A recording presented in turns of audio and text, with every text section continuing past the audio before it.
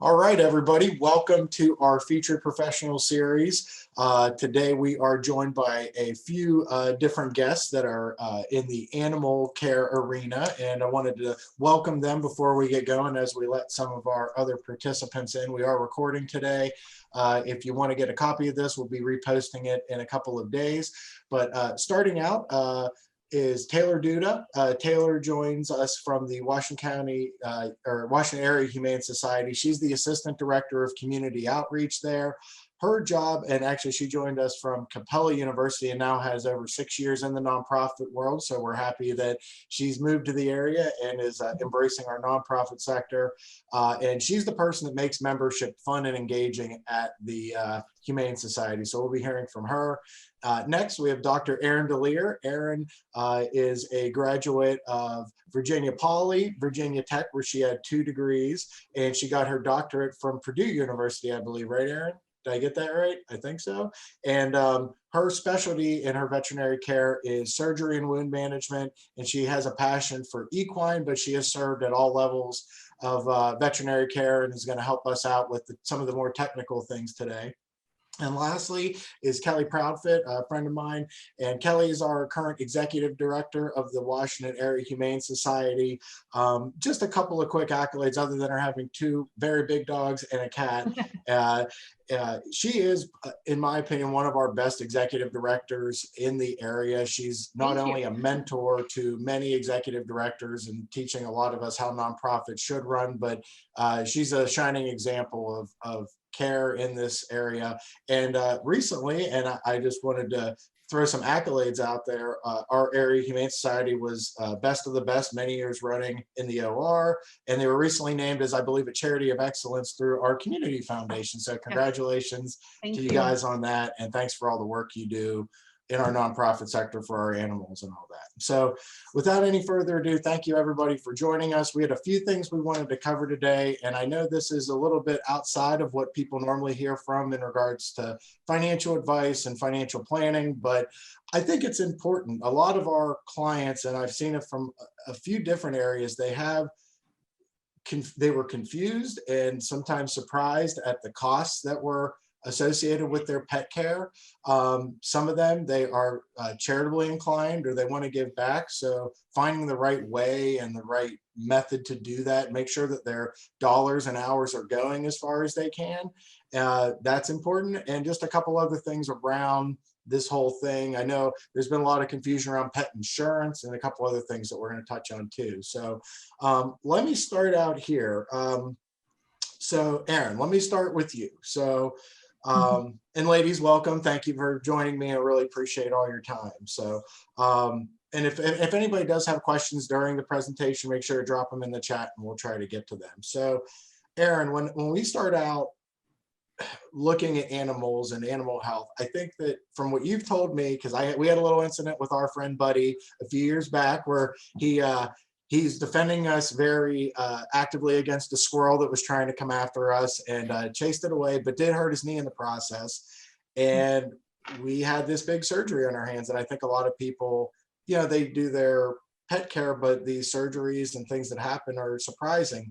What can we do? What do you see that we can most do to help our animals from their healthcare or preventative health standpoint, from a veterinarian's point of view? Okay. So I would definitely say, being on the veterinarian side of things, financials do come into play a ton whenever we're thinking about, how do we treat our patients best? For sure, that started to come along a long ways these days, and there's definitely a ton out there. So just like you're kind of putting away for your rainy day fund, I always tell, especially my friends and family members, if you don't want to have to make tough decisions in the future about your pet, sometimes making their own little bank account or their own rainy day fund can always be, a great place to start, just to kind of say, okay, I've allotted this money that if anything does happen, because pets can be expensive. You have just their general care, vaccines, preventatives, and then unfortunately they do have their emergencies as well.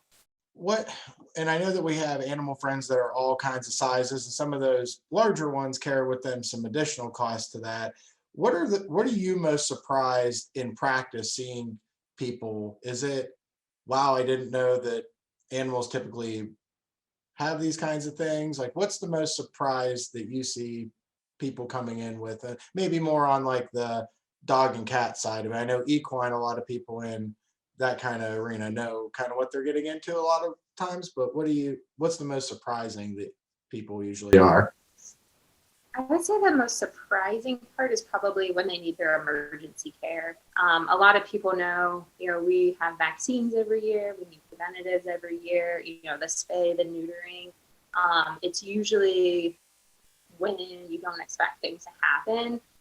We have some ERs in our area, but a lot of times, unfortunately, because you are open 24/7 and you provide that emergency care, the cost is usually much more expensive than when you go to your general practitioner. Kelly, let me turn over to you. So you head up our largest animal humane society in the region, right? What's your mission as an organization, and why would you say your type of humane society is different than kind of others in that service providing arena? Because there's a lot of things that our veterinarians can't provide for our region as far as animal care. That's like that spillover. Could you explain that a little bit? Sure.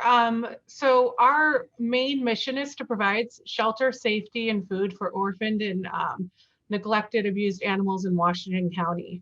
And our ultimate goal is to place them into loving homes. So we average anywhere from 800 to 1,000 adoptions a year, dogs and cats, occasionally rabbit, farm animals, just depends on what comes through the door.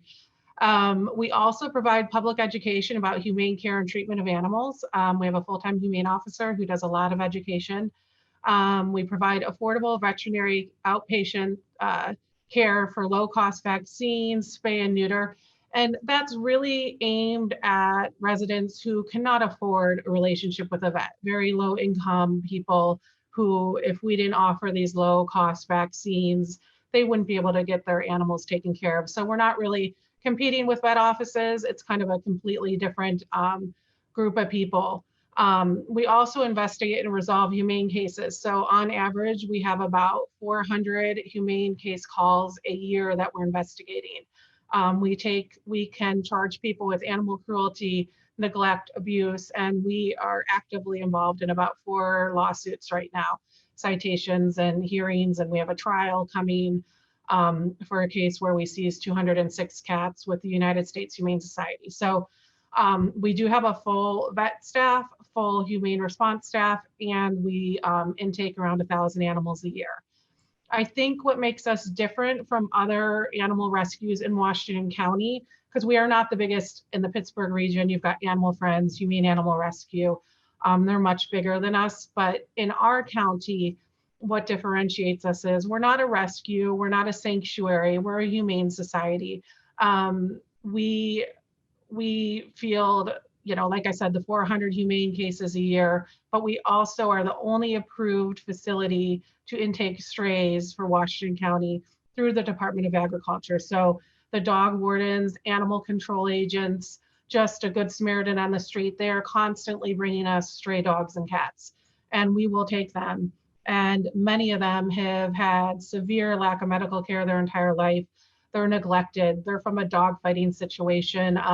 We see everything, and this is their safe haven. And we are a no-kill shelter. We have a 96% live release rate. No-kill means we do not euthanize to make space for other animals, but there are situations where, a dog is very aggressive and our trainers can't work with them, or we see a lot of animals dumped late stage of life where they only have weeks to live, and they clearly were dumped because their owners either can't afford euthanasia or they can't just mentally go through with that. So I think that's our differentiation. We kind of have this, we are a safe haven for strays in the county. Thank you. Well, I appreciate that. And I think that part of when we look at animal care, not only for our personal animals, but just being engaged in our community, this does have negative results on your personal animal care. I mean, like you said, with, unfortunately with animal fighting situations, you have normal animals that get tied up with animals that may be carrying a disease or are, aggressive or things like that. So us all being kind of engaged in having active spay and neuter programs, spreading the word to those that may not be fiscally able to do this. So, Right. we appreciate those that have the ability to support these things. And also you can support your neighbors that can't pay for their own spaying neuters and still enjoy having, companionship in animals. So let me transition over to Taylor. So Taylor, when it comes to all these things that Kelly spoke about, and I know we want to talk about animal expenses and budgeting and that, but what are the best ways for us to support the general animal efforts that she was, because Kelly talked about a lot of different things that the Humane Society in general is kind of passed through responsible for from our animal enforcement officers, et cetera. What ways can we as the community best support the Humane Society and their efforts, and maybe tell us a little bit about why it is a good idea to come to the Humane Society if we are looking for a new companion or something like that. Yeah, absolutely. So as Kelly mentioned, we are 100% community supported. So we receive all of our funding from our individual community members, foundations, corporations. So we really rely on that support to accomplish everything Kelly had just mentioned. We have a few different ways of doing that. Obviously, monetary donations, they can be made in general through our website, mail, but we also have a few other fun ways to support the animals that we care for, which is one is by joining our annual membership. It's called the 1906 Society.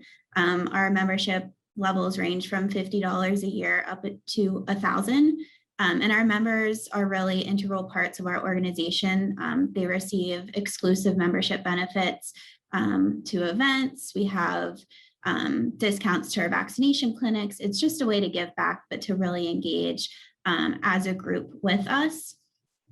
We also have a few other ways. People can make tribute gifts. So if a pet or a family member or friend has passed away, or if you're celebrating a special occasion like an anniversary, wedding, or birthday, gifts can be made to us in honor of a person or an animal. We do have a donor wall in our community engagement room where you can purchase looks like a little dog tag. You can inscribe anything on it, and then that's just placed, in our building. So that shows somebody's commitment. Another one that's really important for a lot of people is planned giving. So if you have a will or estate or trust, and you're looking to give back over, a long time, designating a gift to our Humane Society through your planned giving tool is a great way to do that. Cool, thank you. And then if you are, and maybe we'll come back to this later, but if you're looking for a new companion, we'll talk about that a little bit later. I think that'd be a good lead on, but Yeah. good. So wonderful. So thank you for opening up there, ladies. So let's go with this. I wanted to have a little bit of an open panel discussion because we are trying to talk about the finances regarding this. So I know the three of you, and then we can kind of have it open, but we've heard of new insurances coming out in the pet care arena. Erin, I'm sure at the various clinics you've worked at, you see that we have various policies you could buy. I think, Kelly, there might be some at the Humane Society that you may be able to place. And if you go to whatever veterinarian, they may or may not endorse or support some of these policies. Sometimes you have a choice of a few different ones. And there are a few different ones. I've looked into them doing some research for this. And they're interesting. It's an interesting line of insurance. It's very more accustomed to typically an accident policy you may get through workplace employers, but I just kind of wanted to throw it out there. What are your guys' thoughts on those policies from your side of it? And then maybe I'll share from our, research what we're thinking about those kinds of policies and maybe when you may choose to look at them if you are if you do have some furry friends, or I don't know if they have fish insurance yet, but maybe they will. I can speak personally for myself. Before I took this job, I have 170-pound Newfoundland. He's not very active. He's a bit of a beast. And when I went to get him neutered, when he was about 6 months old, he had a retained testicle. And that surgery was $900 because of his size. And, it's a lot for a vet to go in there. It takes a lot longer, and vet time's expensive. And my pet insurance, I think I was on Pet Plan, Pro Plan, I can't remember which one at the time, it 100% paid for it. And I think I was paying $35 a month for him at the time, and it covered tons of different things. So I think pet insurance is wonderful if you don't have a stockpile of cash where you're just going to be able to, your dog blows out its ACL and, they're like, this is $9,000 to fix. When you have a really young pet, you want to do everything you can to care for them. But some of these things are astronomically, the cost is huge. So I really think pet insurance is responsible. From the Humane Society end of things, we have an animal relief fund. That's another way to give to us. And this fund is for emergency vet care. We had a boxer surrendered to the shelter. 3 days later, he had a huge obstruction. We rushed him to PBSCC because we don't have emergency care on site. And he was only a 2-year-old boxer, super sweet dog, probably why he was surrendered. And it ended up costing us over $5,000. So that doesn't happen all the time, but we here have a slush fund that is for those emergency cases.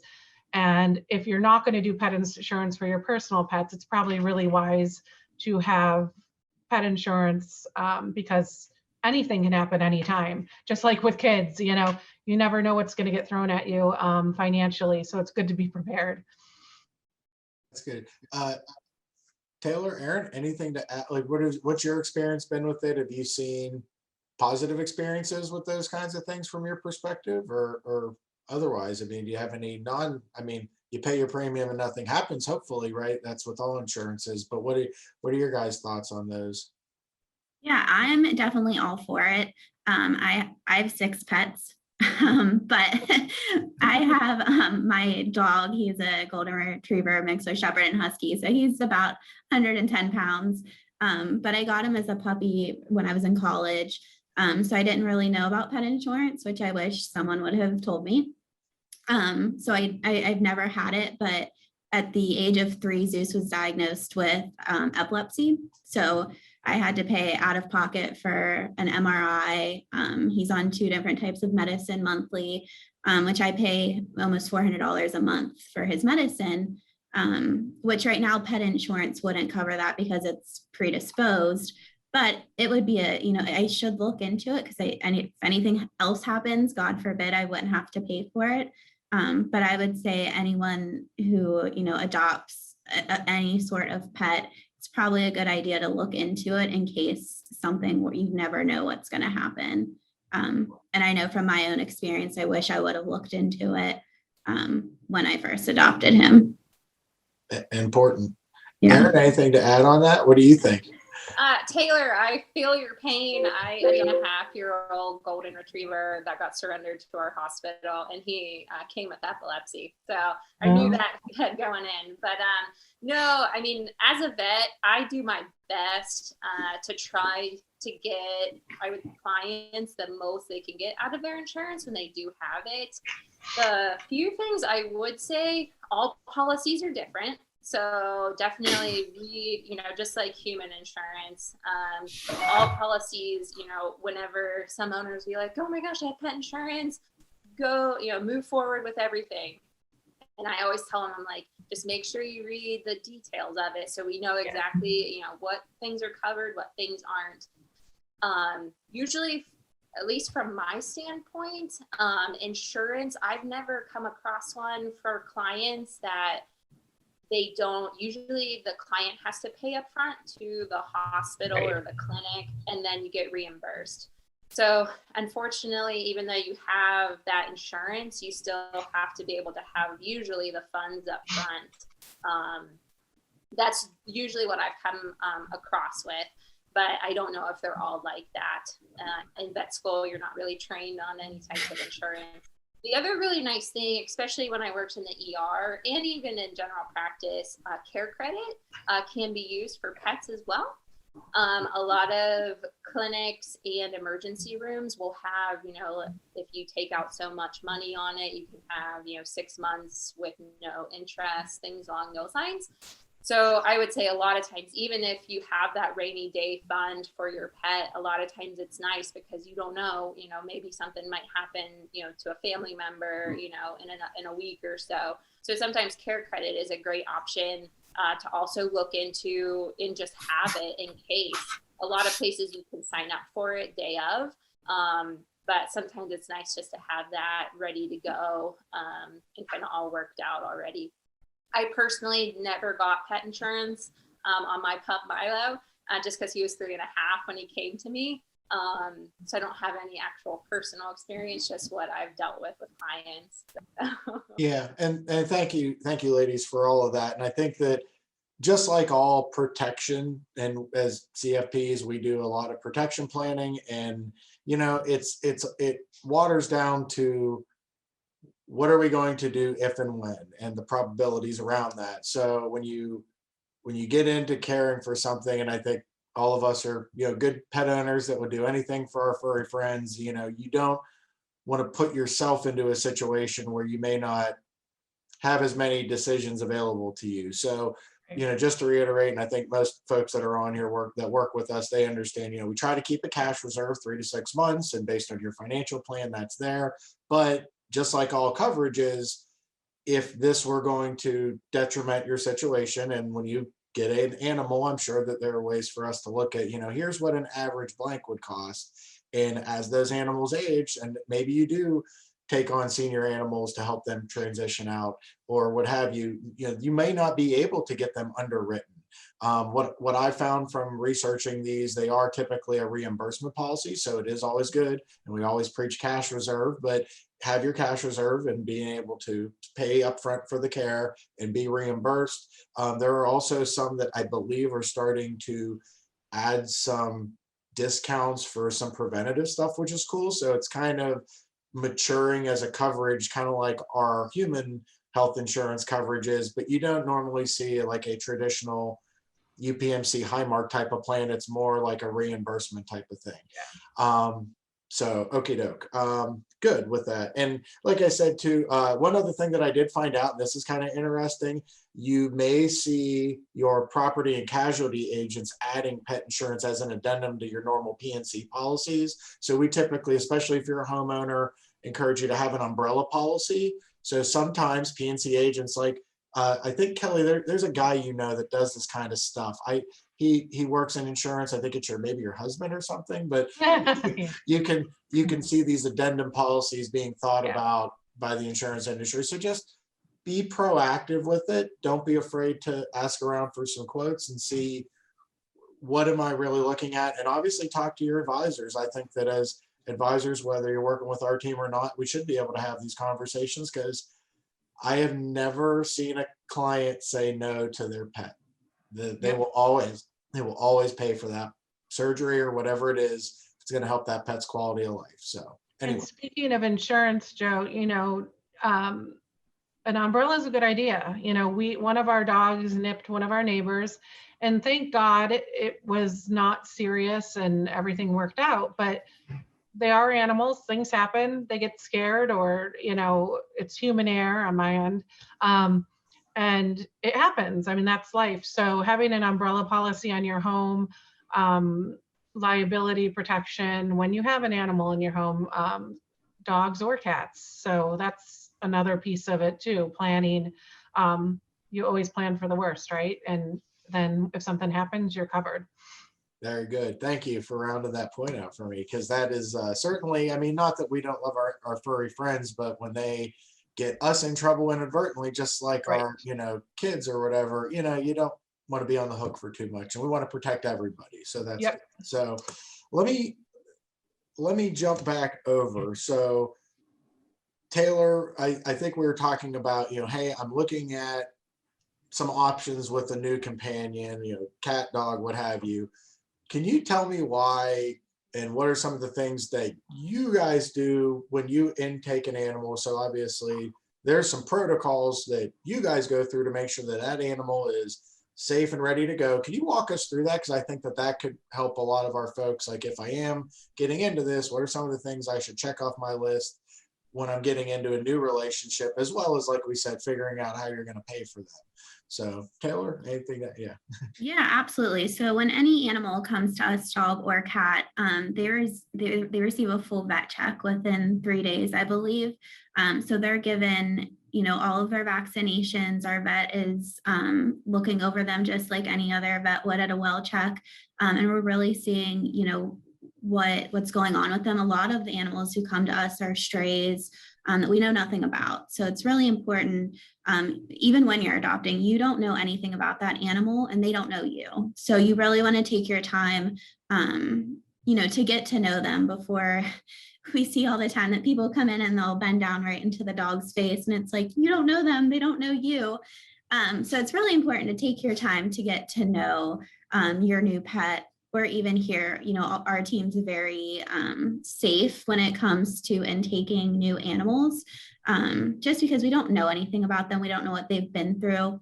So for our team, when they get in the building, they see the vet, they go through that whole routine, they get their vaccinations. We do spay and neuter. So if you adopt from a humane society, they will be spayed and neutered, which is really nice. You don't have to worry about it once you get them home. And then, our team, we really work with the animals here. So we do enrichment, we socialize them. They go on walks, we have toys. They love Kongs, we fill up Kongs. We try to keep them busy because the more that we can see them and their true personality, then the more we know about them.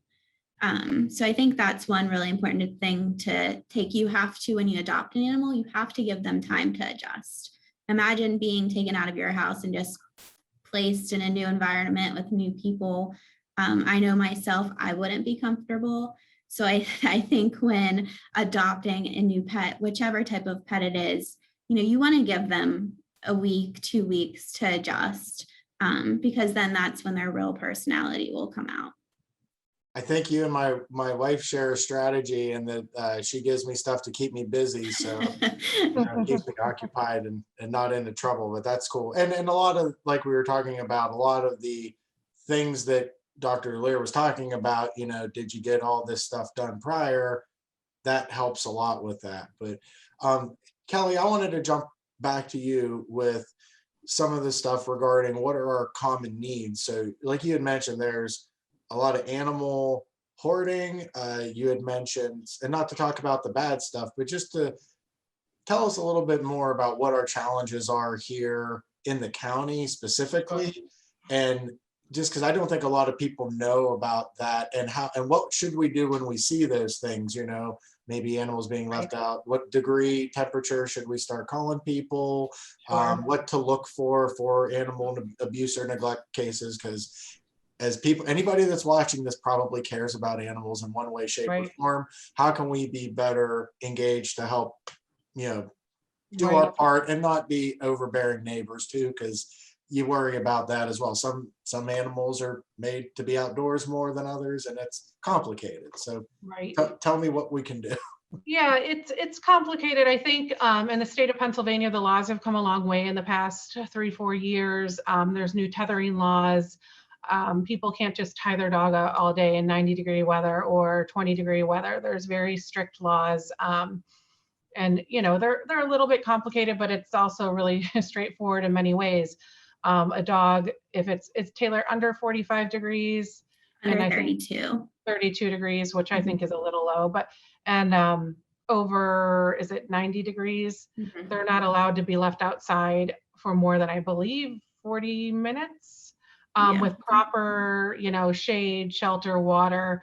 So we get a lot of calls like that. And our approach really, because the laws have changed more recently, and this is a country, there's a lot of farmers, different mindset for animals out here. So our humane officer really goes out and we really try to educate. We'll, post their house, say, your dog can't live outside in 20-degree weather with no shelter. It's illegal now, and you can be charged for that. So our step one is education. You know, and then you've got the mass hoarding situations, which is a huge problem in Washington County, especially for cats, because the cat population is so out of control. And I think it starts with good intentions. You know, little old lady starts feeding cats. Before you know it, she's got about 300 cats on her property, and they're sick, and then that becomes a humane issue. So we really push spay neuter. That's a huge cornerstone of our mission, because that's really the only solution to control pet population. And it's all low cost. Any animal that leaves our shelter here in adoption is going to be spayed and neutered.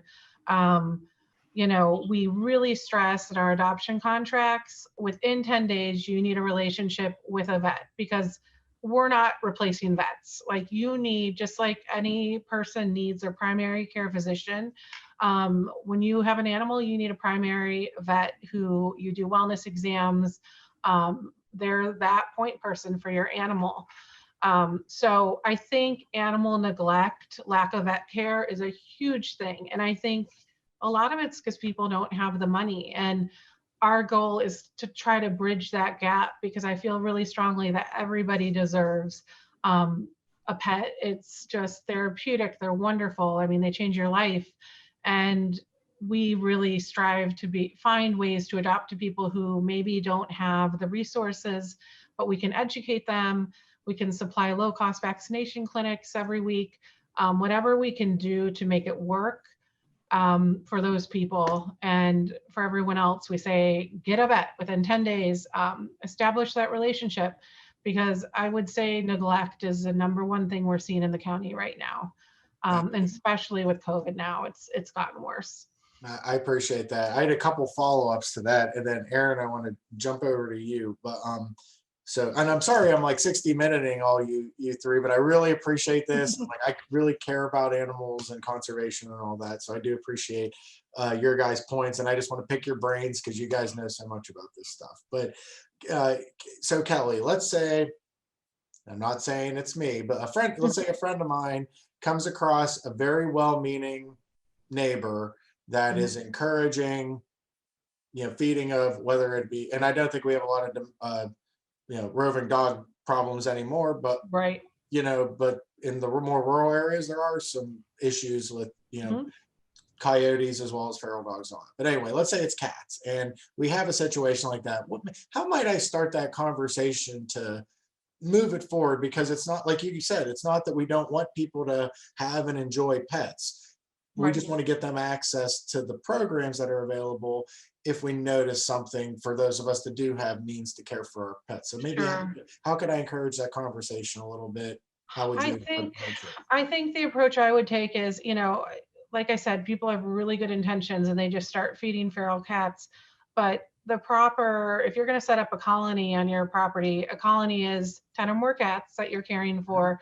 A responsible colony owner is going to trap and get them spayed and neutered. We do feral cat spay days here. There's vets that will do spay and neuters for feral cats, and they ear tip them, they vaccinate them. And that's a responsible way to feed and handle feral cats. Unfortunately, you know, we're involved in a situation now with animal control, an older woman who, you know, she's not even taking care of herself, you know, and that's what we see a lot, that these people who are accumulating mass amounts of cats, it starts out with 2. Cats give birth very quickly and can have lots of litters. And before you know it, the property's overrun, it starts to affect neighbors. Unfortunately, most of the townships in our county do not have any statutes for cats, how many you're allowed to have. There's dog law through the Department of Agriculture, but there's really no rules for cats. So there's not a lot of enforcement. So we kind of get called, you know, in the 20th hour saying, this house has 150 cats and it's completely out of control. You need to come in and take them all. And we're like, whoa, we don't have anywhere to put 120 feral cats. So it's really, the key is to get in early, educate early, really push spay neuter.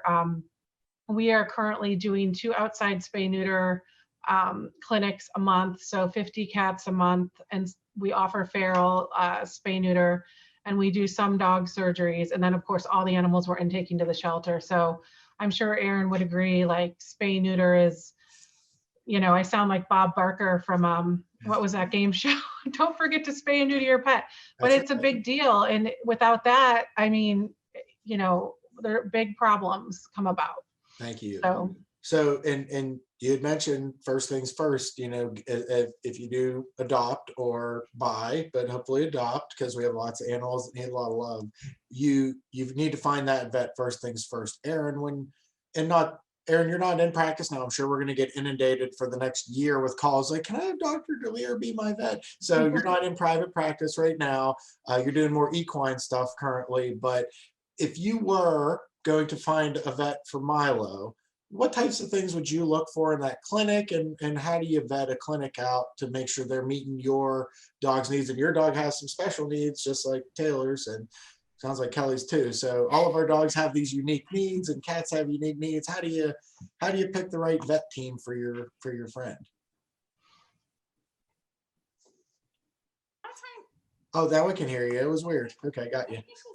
I'm just very soft spoken, so I'm sorry.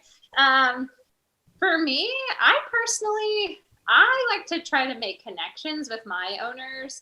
So just like I think when you go and look for a doctor for yourself, most of the time you're looking for that connection. At least that's what I go for. So to me, I have a lot of clients that sometimes they'll jump around vets because, well, I didn't really like this, how they did this, and I didn't like this, how they did this. And most clinics have multiple vets within the practice itself. So, even if possibly one vet doesn't work out, that doesn't mean that all vets are the same either. But I mean, just find someone that you're comfortable with, really not only with the vet and the team as well, because the technicians spend a ton of time with your pets. So not per se because the doctor's doing a lot of the, we examine, but then we're doing a lot of the talking, where the techs usually are the ones holding your pets, things along those lines. So I think just overall feeling comfortable with your vet staff, if you will. And then just the way they practice, just go somewhere that I honestly think that you feel comfortable. Most vets, I would say these days, they have websites, just kind of Googling vets near me. Most places you'll have a ton that pop up. Yeah, cool. That's really good input. So we're rounding the hour already, which this is great. I think we're getting a whole lot of cool stuff out of this. Let's talk a little bit about end stage care for pets. So we have a lot of clients that have concerns over, what if I'm not around, what happens to Fido, and how we can do that. So Kelly, I know you had mentioned you run into this situation a little bit, and sometimes it's a lot of those furry friends come in at once and they're not poorly taken care of. It's just nobody thought about it. I mean, what methods do you see people, what can we do? And maybe I'll talk to that a little bit, what we may want to do with your estate folks, but you see this, right? I mean, and all the time.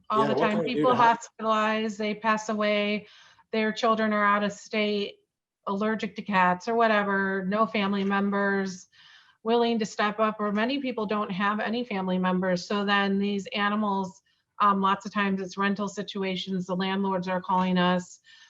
We don't know what to do with these animals. Sometimes they're friendly, sometimes they're not. Sometimes they've been medically taken care of, most not, they haven't been. And then we're kind of put in the middle there. So, I mean, we try to really educate and tell people, you need an emergency plan for your pet, not only if you're hospitalized, but worst case scenario, if you pass away, who do you want to have take your pet? Who do you, what do you want to have happen to your pet? If you don't have a family member, where do you want your pet taken? We've worked on some long care planning through the shelter where, if you want to make a donation and get a plan with us, we'll make sure, your pets will be taken care of. And we do that a lot. So we've got a lot of bequests, people passing away. And we always take animals that have been adopted from us. So if, somebody passes away and they've got two 13-year-old cats with kidney infections or kidney failure, we're going to take them back, and we're going to do our best to rehome them. Sometimes they need hospice, foster, sometimes they need to be euthanized because they're so sick. But we will always take animals back that were adopted from here. But it's a real thing. Like, people need a plan. They should have all their vaccinations, medical history, medicines, everything in a place where if something happens and God forbid you have to be rushed to the hospital, so whoever comes in your house, landlord, family member, whoever it is, they have access to that information so they can help the pets, immediately. But it's a very hard, we see it all the time, and it's heartbreaking because these animals have been with people for 13, 14 years, and then suddenly they're in the shelter and they're scared. And, we've had a lot lately. Our vet has taken home a lot of senior dogs who have major medical issues, and a lot of our staff foster in these situations. And it's hard. It's probably the hardest thing, the senior pets who have lost their owners and they don't know what's going on. It's heartbreaking. It So really is. And the a more lot you of these plan, folks, better. well, a lot of these folks, that pet is their primary companion in Yep. their elderly years, and we want to make sure that we take care of that pet for doing its, being so good to us. We want to take care of our friends. So just having that little thought about your estate plan, and like, hey, just making sure that Fido or Milo or Buddy or whomever it is, thought about, because it's not, we don't And always really think about who you trust, because I've seen situations where we're the beneficiary of an estate, but they have in their will that so-and-so is going to take my cats and do X, Y, Z. And then I'll find out later that never happened. And you really have to trust who you're leaving your pets with, that they're really going to do, what your wishes are. And that's hard. You're putting a lot of trust into somebody. And it sounds like, and I mean, maybe I don't want to mix up phrases because these are legal phrases, but in some respects, if, let's say, I don't have somebody that's willing or able to do that, and I'm concerned about this, we can talk to the Humane Society about Absolutely. being essentially a trustee for my pet in some respects. So you would be the trustee to administer care to my pet because my kids really can't or don't, or maybe I don't have those people. So that's very interesting. That's and we kind of take those at this point case by case. We don't have a super formalized process for it, but so many times there's just so many shades of gray. You can't, it's all different, but we are willing to meet with anybody and talk to them about, what we can do and what they can put in their will to make sure that the Humane Society can follow through with their wishes. Cool. And most importantly, just having a conversation, just letting somebody know, hey, here's what I would think. That's cool. And not to get too morbid with it, but these are important things. And thank you guys for talking about these. So we got about 15 minutes left. So let me see what I haven't gotten on. Are there any questions that any of you three would want to hit, or things that you think are important that we haven't had a chance to hit yet? We're moving right along. I know we've gotten so much in 45 minutes. Nothing blaring. Okay. So Erin, let me ask you this one. So we've talked about some very good stuff to think about and do, but I know and as my vet, you help us with Buddy. You've been on us also with like weight management and dietary care and preventative stuff. What are the top things you wish that your clients, pet owners would really take you more seriously on with their pet's health? Because I really wish that, it'd be great to give him a pill and he's healthy forever and going to live forever, but I know there's more that we can do as pet owners that physically will help. What are some of those things? Can you walk us through that? Like how long you should be doing it, some like rules of thumb and that kind of stuff? Yeah, I mean, just like humans have to go or should go to the doctor, annually, your pets as well, even if they're happy, healthy puppy dogs. Vaccines are huge, preventatives are huge, spay and neuters. And probably some of the top three things just for a healthy pet that I really don't think owners realize how expensive those things can get, even when you have to go to the vet just once a year. So, but yeah, I mean, keeping up with vaccines, preventatives, spaying and neutering your pets, those are definitely some of my top things. Is there a magic pet food out there, or is it, what do you think? I know that there's a lot of competition in pet food marketing these days. What do you guys think on that? Is it worth the better food or not? I don't know. You guys are if you don't have an opinion, that's fine too, but there's a lot of marketing around pet health now. Oh yeah. And being a more proactive pet owner with your pet's health. So it sounds like just keep their weight under management, get them to the vet and keep their shots up and you're good. But I don't know. What do you think? I mean, I know for a while we were going to some pretty extreme lengths for dietary recommendations, and it's kind of all up in the air. What do you guys think on that stuff? I mean, I personally think it's unique to each animal. Here in the shelter, we use Purina One with no red dyes. It's a very mid-range food, but we're, budget conscious here. But we do order specific diet food for animals that need a grain-free. Our vet's kind of on top of all that. So that's why the vet relationship's so important. So if your animal is having allergy issues or different things, we're not going to address those in a vaccination clinic here. Like, you need a relationship with your vet to manage, some, maybe dogs can be lactose intolerant. I don't even know, but there's probably all sorts of things that are unique to each pet. I will say something else we really push for is microchips, just because we get about 300 strays a year, and I would say only 15% get reclaimed. Now, many of those are probably purposely dumped, but some of them probably aren't. And if there was a microchip, maybe there would have been hope to find the owner. So that's another thing we really push, microchipping pets. Cool. Any other thoughts on food? Erin, any thoughts on that? I would have to agree with Kelly. All pets are very individualized, just like humans. One diet's not going to work for everybody if you need to be on a diet. But I think the safe professional way to go would be to talk with your vet and make up a plan. Most vets are really happy when you want to talk about diets and kind of see, what's out there, what can help. Maybe we tried this, it's not helping, let's try something else. So I feel like diets for vets, a lot of times people, they like what they like and that's what they want to use, and that's the end of the story. So, but yeah, I mean, every pet is very different, and even vets, some vets will like specific brands over others, just like owners are going to like specific brands over others. But, talking to your vet and having that relationship, hey, we've tried this, we don't like it, or it works. It worked for, my first dog, it's not working for him. There's so many choices now too. I mean, the pet industry is just like exploded. I don't even, I'm like, should I try something new? And then I just get overwhelmed. I'm like, no, I'm just going to use what I've been using because it's working. So I know personally, I just changed my dog's food to senior dog food, which I did not want to. I didn't want to give in to the fact that he is a senior. But I did a lot of research, and I actually did call his vet. They didn't say anything about the food I had him on. I just felt like he's 9 and he's big. He's a big dog. So weight management is definitely, on our forefront.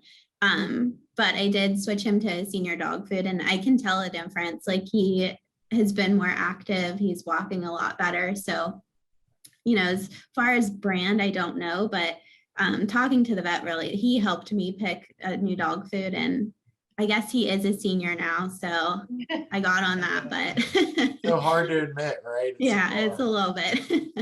Well, in my house, it's been crazy because my kids were all home because school was canceled for a while. It was all virtual, and they were feeding. I have 2 dogs and a cat, and everybody was getting really big, and I'm like, what is going on? So they were like not finishing their lunch and throwing it on the ground and home all day. So like tons of snacks. And I mean, they were probably getting Oreo cookies. I mean, I don't even want to know what was going on.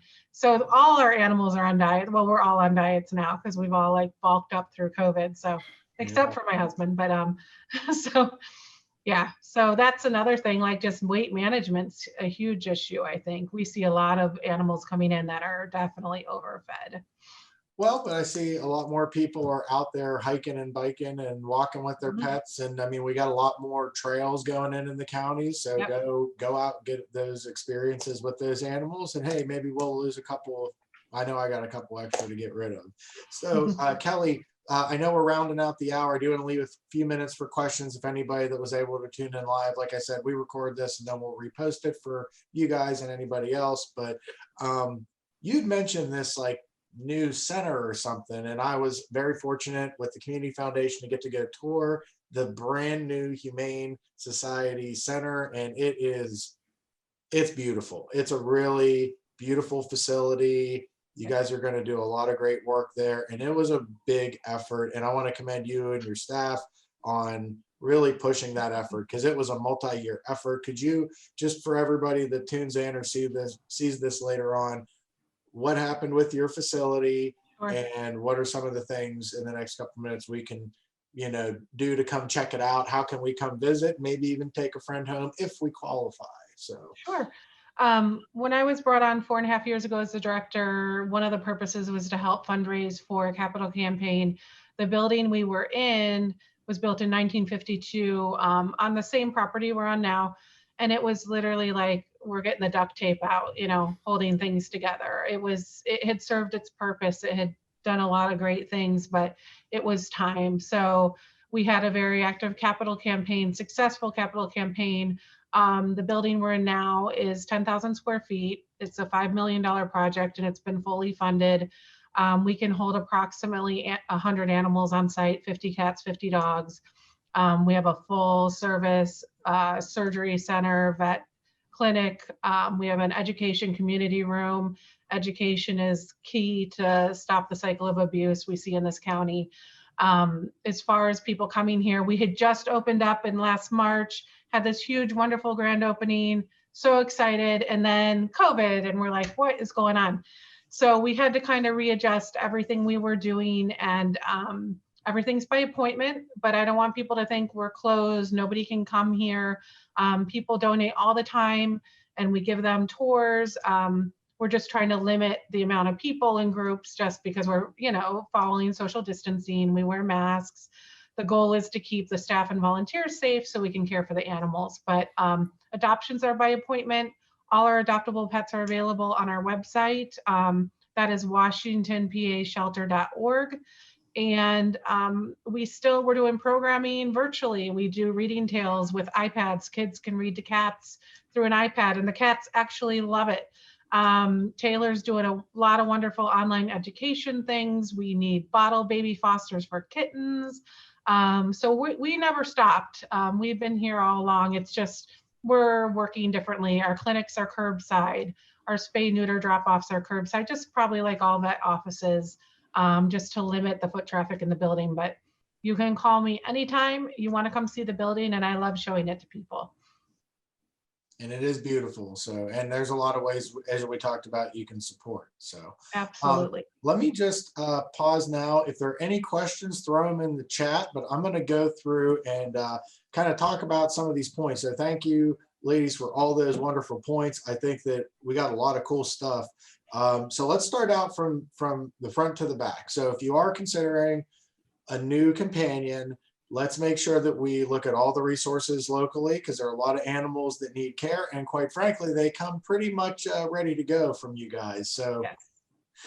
That's pretty good. Now, also, when you are getting into a new animal or a new friend, that's when we want to consider how we are going to fund the future costs of that animal. So we have a little bit more fodder now to build a budget out with, and if you need our help, we're always here to help talk about your budget and all that fun stuff as your advisor. But I think that we gave everybody a lot to think about. I do think it's a very valuable addition, Kelly, you said, with the umbrella policies, because it is not just us protecting the pets themselves, but protecting us and our net worth from our pets, because that is the reality of the litigious society we are in. See, I can say big words. I'm from McGuffey. So anyway, if we can't get the insurance, making sure we have some sort of plan available to pay for those potential expenses, and whether that's cash reserve or some other method, be prepared for that. Continuing with care throughout your best what is it? The best care is good prevention, or best offense is a good defense. So keep the pet's weight under control, keep their boosters up, talk with your vet actively, look at all these options that are available to you. So don't be afraid to have a talk with your vet, right, Erin? They want to talk to you about your animals. Even if they are really, really busy people, because we know you guys are busy because you're caring for so many animals. And then lastly, look at your estate. So what is your pet's transition plan and your transition plan? And if one or both of you aren't around, how's this whole thing going to work out so everybody's happy? Because there are companions. I know my wife, Kate, and I love our dog Buddy more than anything. And it, you know, there's a lot of emotions that get tied up with this, and it is real money. And I really appreciate all of your guys' time with this. This is a unique aspect of financial planning. I don't know if I've ever seen somebody talk about this, but I think we got a lot of cool stuff. Is there anything additional that you ladies would want to add to this, or that I might have missed in my summary? Or I don't see any questions. So what else would you guys like to add onto that? Just say, if you're looking for a pet, I would really suggest looking at, your local animal shelters, rescues, humane societies. You're saving their life, and you're giving them, a second chance at a good life. A lot of the animals who end up with us, especially, it's not their fault. But, the Washington Area Humane Society, we're a no-kill shelter, but there are kill shelters. There are millions of animals that get euthanized, every year, and it's really heartbreaking. But by you adopting, you're opening that space for others. So I would just, and like you said earlier, they come with their vaccinations, with their spay and neuter, with their microchip. So I would just, that would be my closing, I think, is to really look at your humane societies and your shelters. It's a good point, Taylor. Thank you. And what, anything else to add, Kelly, Erin? No, that's what I wanted to say. Just consider adopting. There's many responsible breeders if you go that route, but I have a mutt from the Humane Society, and I swear it's the best dog I've ever had. So, and she's been the most affordable. She's, knock on wood, she has not had to go to a vet for any issues other than her, annual care. So, you just never know. I think shelter dogs are wonderful, and they will love you more than, you can ever imagine. They know you saved their life. Erin, anything to add on to that? I think that was a pretty good one, but I'll end it with those guys. That's good. Well, I appreciate that. And if you were gonna, well, I think we have a pretty darn good case for picking up our next friend through the Humane Society. But I do appreciate all the variety of topics we got through. That was very quick. We hope it got everybody what they needed. Check out the Humane Society. They do awesome work for our county and our region. Check them out at their website. If you need to connect with us, steinwealth.com. Like, comment, subscribe, do all that good stuff. We appreciate it. And if you have an idea for our next feature professional series or something you want to hear on, let us know. Lastly, I'm going to end with the words of our friend we mentioned earlier, Bob Barker. Help control the pet population. Please spay yours and others' pets. So thank you, everybody, for joining us for the feature professional series. Ladies, thank you so much. This was very enjoyable, and I think you guys added a lot for our clients and our friends. So appreciate that, and take care. Okay. Thank you for having us. See you. Thank you.